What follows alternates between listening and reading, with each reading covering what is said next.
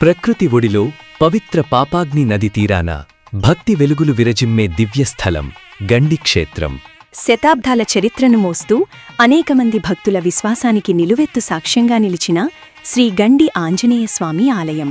త్రేతాయుగంలో సీతాన్వేషణలో గండి ప్రాంతానికి వచ్చిన శ్రీరామునికి అక్కడ తపస్సు చేస్తున్న వాయుదేవుడు ఆహ్వానం పలుకగా తిరుగు ప్రయాణంలో వస్తానని మాటిచ్చిన రాముడు వాయుదేవునికి ఇచ్చిన మాట ప్రకారం రావణ వధానంతరం తిరిగి వచ్చి అక్కడి అందాలకు ముగ్ధుడై తన విజయానికి కారణమైన ఆంజనేయుడిని కొండపై చిత్రించాడు.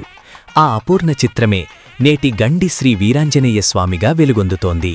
అంతటి గొప్ప చరిత్ర కలిగిన గండి శ్రీ వీరాంజనేయస్వామి దేవస్థానం కాలగమనంలో జీర్ణావస్థకు చేరుకున్న దశలో సర్వశ్రేయోనిధి ద్వారా 23,49,00,000, దేవస్థాన నిధుల ద్వారా 4,56,00,000, మొత్తము 28,05,00,000 రూపాయల వ్యయంతో అత్యంత సుందరంగా నిర్మింపబడి ఇప్పుడు కొత్త కాంతిని సంతరించుకుని మహావైభవంగా మహాకుంభాభిషేకానికి సిద్ధమైంది.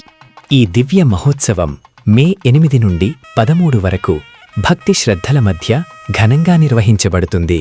మే 8 అంకురార్పణ, మే 9 రామసహస్ర లక్ష తులసి అర్చన, మే 10 సీతాసహస్ర లక్ష కుంకుమార్చన, మే 11 ఆంజనేయ సహస్రనామ నాగవల్లి దళార్చన, మే 12 హనుమత్ జయంతి రోజు మూలమూర్తికి సహస్ర కలశాభిషేకం, మే 13 మహాపూర్ణాహుతి, సర్వదర్శనం, అన్నదాన వితరణ, ప్రాకారోత్సవం.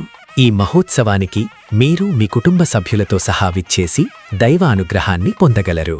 గండి క్షేత్రం భక్తికి నిలయం, విశ్వాసానికి దివ్యరూ. ఆహ్వానించువారు పట్టం గురుప్రసాద్, ఎగ్జిక్యూటివ్ ఆఫీసర్, గండి క్షేత్రం, ఆలయ చైర్మన్ కల్లూరి వెంకటస్వామి మరియు పాలక మండలి సభ్యులు.